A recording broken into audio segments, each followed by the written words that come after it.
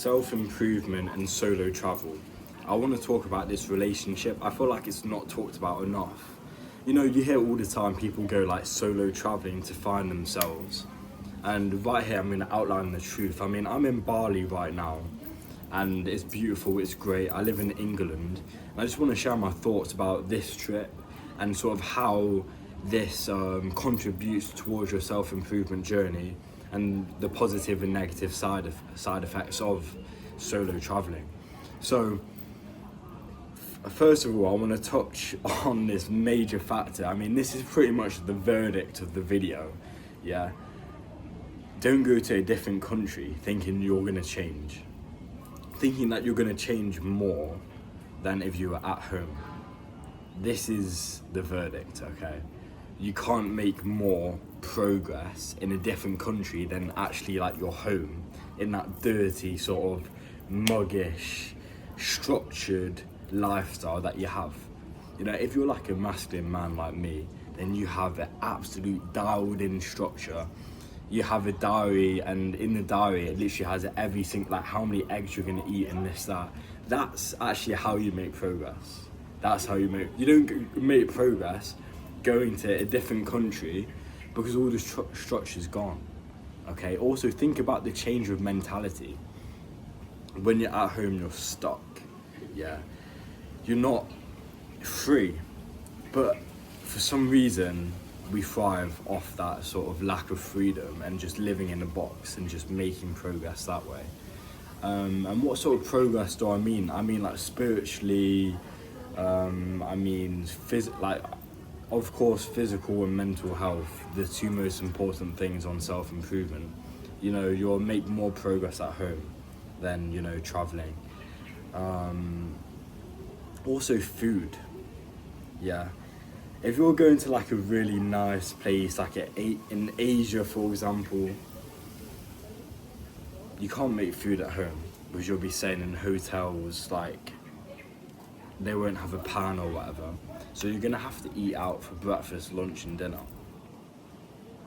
What do you think's in the food for breakfast, lunch and dinner? I'm in Indonesia. They cook in sunflower oil, rapeseed oil, all these like estrogenic oils and stuff like that. Like, even in like the spiritual capital of the world, which is Ubud apparently, you can't find clean food. The cleanest food is at vegan cafes, and I'm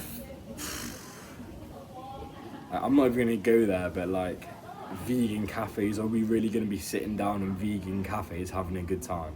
Are you really gonna like meet your wife in a vegan cafe? You know what I mean? But there are obviously some massive positives of solo travel. The first being meeting people. Okay. So, as soon as I got to Bali after the 24-hour flight, it was at 11 p.m.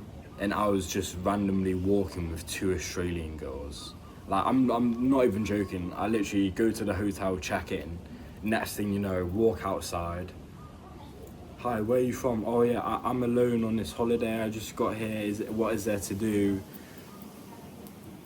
There you are, you know. I'd never do that in England. You know, I'd never really do these cold approaches. I think it's kind of gay, to be honest. But I'm out here doing cold approaches in the street. And I mean, you can say, yeah, it's easy for you to say, you know, because obviously fit all societal standards, because I'm tall, athletic, good looking, charismatic. But honestly, I honestly bet on you. I bet on you. You know, we're going to a different country, I bet on you to meet people. But let's talk about the kinds of people that you meet. While we're on the topic of girls, because on this channel we love talking about girls, because there's two genders in the world. There's male and female. Like, this is obviously masculine self-improvement, but we need to talk about females. We really do. So let's just talk about it. So I'm in Ubud, spiritual place. You'd think that there'd be like loads of like spiritual like women who, you know, meditate every day. They're on self-improvement. walked down the street last night.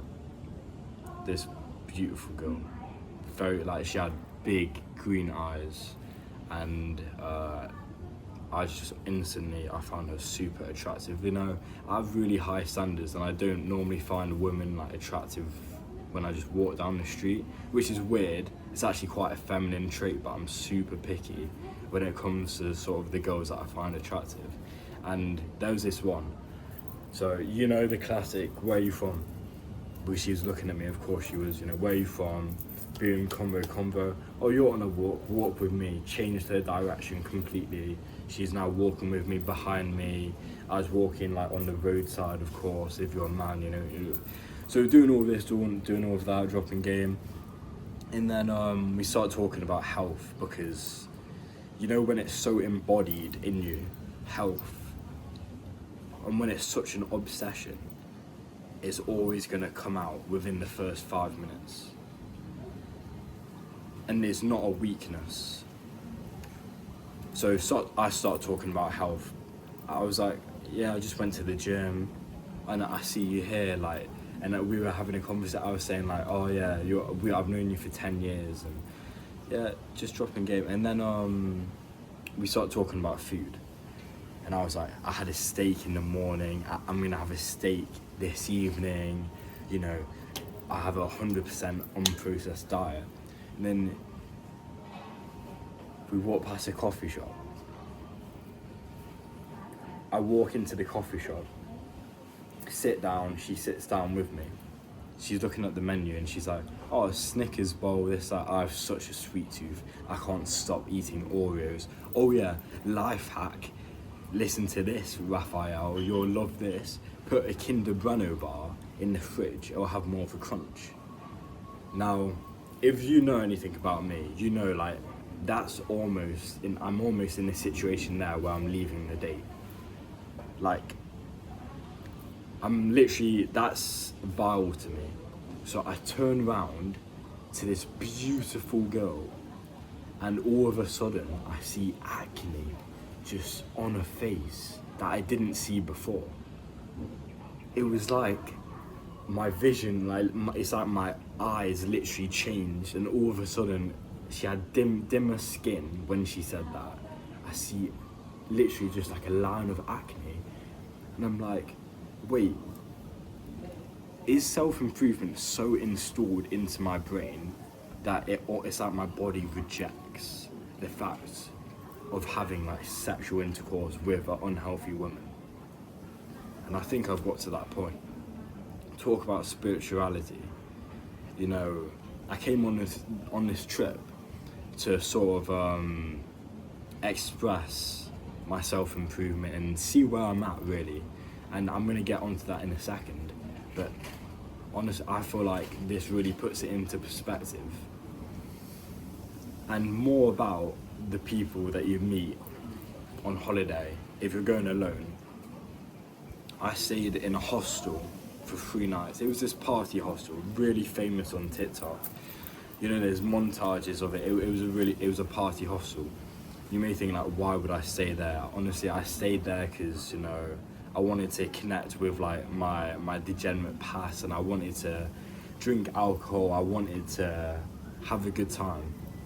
My plan was to stay there for a few nights. I stayed there for 1 night. The reason being is, as soon as I walked down them steps, everyone was staring at me in like a good way, right? Like, oh yeah, he's so attractive, or who is he? But I didn't like the fact that I was the leader in this hostel. I didn't like the fact that there was one barbell, and as soon as I walk in, I was doing barbell curls, and then everyone joined me. Oh, I didn't even realise there was a barbell here all this time. Like, oh, we haven't hit the gym in months. I don't like that. I don't like being the best in the room. I don't like being the best anywhere. Do you get my mentality? Like, I'm literally 20 years old, and I'm here.